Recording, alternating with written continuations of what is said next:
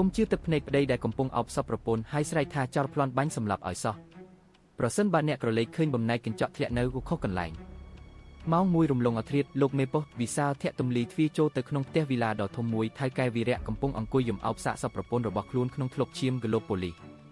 ចោលវាបំបែកកញ្ចក់បង្អួចចូលមកប្លន់ពេលប្រពន្ធខ្ញុំស្រែកវាបាញ់នាងមួយគ្រាប់រួចលោតចេញទៅបាត់ហើយវីរៈនិយាយទាំងញ៉ាំមាត់ចង្អុលទៅកាន់បង្អួចកញ្ចក់ដែលបែកធ្លាយមើលមួយផ្លេតនរណាក៏អាណិតគិតថាជាករណីប្លន់ប្រដាប់អាវុធពិតមែនតែក្រសែភ្នែកមេប៉ុស្តិ៍វិសាលប្រែជាត្រជាក់ស្រេបគាត់ដើរទៅមាត់បង្អួចយកពើបញ្ចាំងចុះក្រោមលោកវីរៈជប់សុំលខោនទៅវិសាលនិយាយសង្កត់សំឡេងរួចទាញខ្នោះចេញពីចង្កេះវីរៈភ្ញាក់ព្រឺតគឺលោកមានន័យថាម៉េច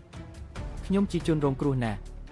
ជនរងគ្រោះមិនវាបំបែកកញ្ចក់ពីខាងក្នុងផ្ទះទេវិសាលចង្អុលទៅអត្តការោក៏តាមគោលការណ៍រូបវិទ្យាកសវិច័យបើចៅវាបំបែកកញ្ចក់ពីក្រៅចូលមកបំណែកកញ្ចក់ត្រូវតែធ្លាក់រីប៉ាយពេញកម្រាលឥដ្ឋក្នុងបន្ទប់នេះតែនេះក្នុងបន្ទប់ស្អាតបាតបំណែកកញ្ចក់បែកជីខ្ទាតធ្លាក់ទៅលើស្មៅខាងក្រៅផ្ទះទៅវិញលោកជាអ្នកបាញ់នាងរួចយកដំបងវីកញ្ចក់ពីក្នុងទៅក្រៅដើម្បីប្រឌិតរឿងថាមានចោរចូលវីរៈបែកញើសគូតតែប្រឹងតបត់ទៅ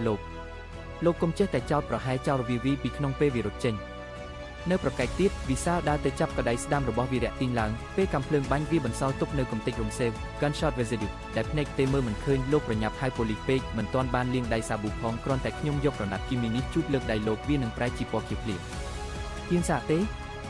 គ្រាន់តែលើពាក្យរំសេវកាំភ្លើងគឺវីរៈទីងដៃថយក្រោយដោយអចេតនាជង្គង់ទន់សន្លឹបដួលព្រឹបតដីនេះគឺជាប្រតិកម្មរាងកាយបញ្ជាក់ពីភាពភ័យខ្លាច Kinetic response ដែលខួរក្បាលបញ្ជាដោយស្វ័យប្រវត្តិ